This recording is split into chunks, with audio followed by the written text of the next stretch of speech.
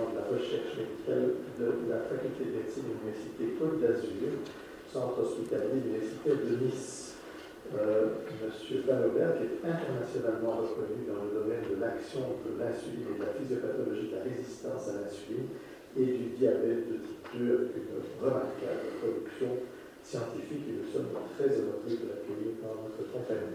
Monsieur le Président, Monsieur le Secrétaire perpétuel, Mesdames, Messieurs, je suis ravi de participer à cette réunion de l'Académie royale de médecine. C'est pour moi un énorme honneur et un véritable plaisir d'avoir été élu à cette illustre compagnie. Je remercie très chaleureusement toutes les personnes qui ont rendu possible mon élection et tout naturellement, je suis extrêmement reconnaissant à mes deux parrains, Jean-Marie Bounans et André Schien. Votre soutien et votre confiance me sont très chers. Quelques faits pour me présenter. En 1971, j'obtiens mon doctorat de médecine de l'Université néerlandophone de Bruxelles, la VUB. De 1971 à 1974, je prépare dans le laboratoire de médecine expérimentale de l'UNB, dirigé par Willy Malès, ma thèse de sciences. Mes travaux sur la sécrétion de l'insuline me permettent d'obtenir en 1974 l'agrégation de l'enseignement supérieur. Alors, voulant passer de la sécrétion à l'action de l'insuline, je rejoins début 1975 le Diabetes Branch du National Institute of Health à Bethesda, dirigé par Jesse Roth.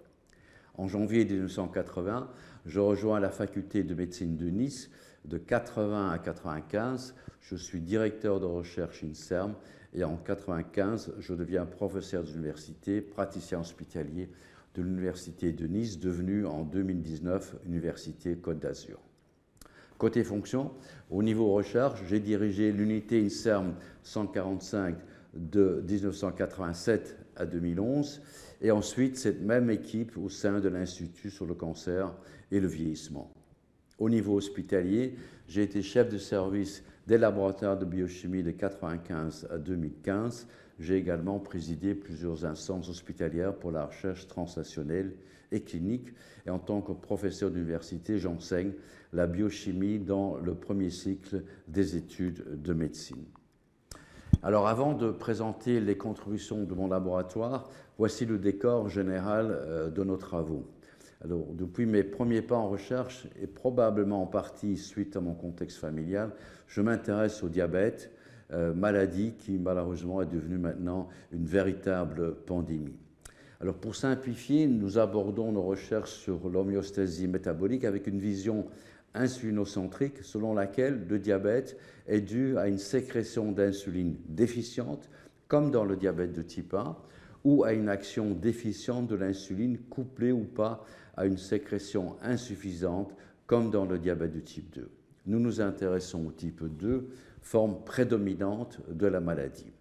Alors l'insuline a été découverte il y a à peu près 100 ans, mais ce n'est qu'en 1971 qu'est démontré que son action nécessite une structure membranaire, le récepteur de l'insuline. Alors en ce qui concerne nos contributions essentielles, elles sont résumées ici et je vais vous les présenter très brièvement par le biais de 3 diapositives. Alors la première concerne la structure et la fonction du récepteur d'insuline. Ce schéma vous présente ce récepteur que nous avons suggéré au début des années 1980 et qui est d'ailleurs toujours d'actualité.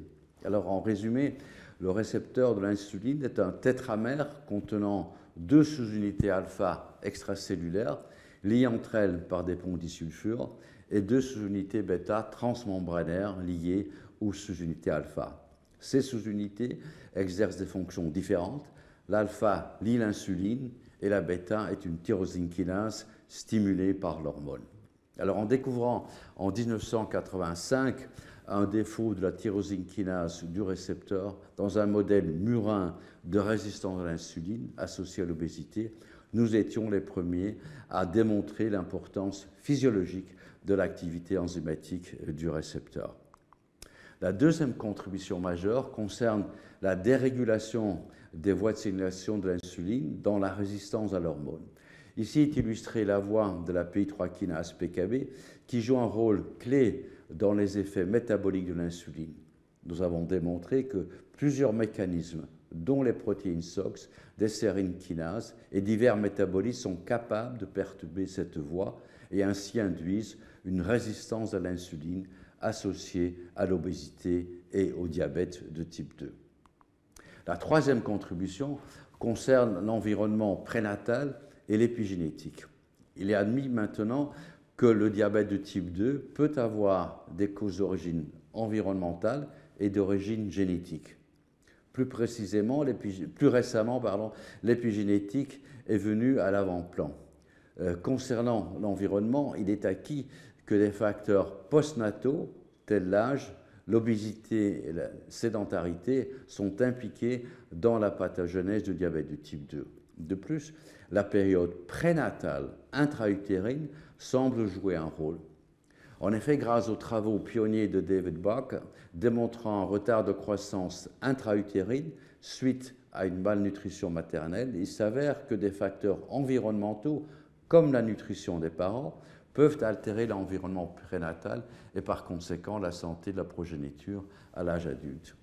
En particulier, David Bach a remarqué que ce retard de croissance est lié à un risque accru de diabète de type 2 à l'âge adulte. Alors, pour étudier les mécanismes de la programmation des maladies, plusieurs modèles animaux de retard de croissance intra-utérine ont été développés. Tous présentent une altération précoce de la sécrétion d'insuline et ensuite apparaît la résistance à l'hormone et enfin un diabète de type 2. Dans le modèle de restriction protéique de la rate, pendant la grossesse, nous avons démontré chez la progéniture que les défauts menant au diabète de type 2 sont dus dans les cellules bêta du pancréas d'une part et dans les organes cibles d'insuline d'autre part à des mécanismes épigénétiques correspondant à l'expression altérée des micro-ARN. Alors, sachant que le diabète de type 2 est une maladie de plusieurs organes, nous pensons que le concept de programmation développementale des maladies métaboliques, comme le diabète de type 2, est une hypothèse très plausible pour expliquer la base commune du dysfonctionnement multi-organes. Alors pour finir, voici mes ambitions pour 2022-2027. Au niveau universitaire, je continuerai à participer à la mise en place de la réforme du premier et deuxième cycle des études de médecine à l'Université de Nice. Bien évidemment, je continue à enseigner la biochimie. Au niveau recherche, en tant que directeur du département de la recherche médicale, 2 missions m'incombent. La première est le développement d'un programme M1-M2 recherche biomédicale et la deuxième concerne la promotion de la recherche auprès des étudiants en médecine et les jeunes médecins. D'autre part, au sein du laboratoire LPE2M, je m'intéresse au métabolisme énergétique et à la transplantation des îlots pancréatiques. Au niveau hospitalier, j'interviens au niveau de 3 instances stratégiques du CHU de Nice, dont le but est de développer la recherche translationnelle et clinique et de promouvoir les interactions entre le CHU et les instituts de recherche. Et dernière diapositive qui résume tous les étudiants, postdoctorants et collaborateurs avec qui j'ai le plaisir de travailler. Bien sûr, sans ces personnes, je ne serais pas ici devant vous aujourd'hui et de tout corps, je le remercie très chaleureusement. Merci.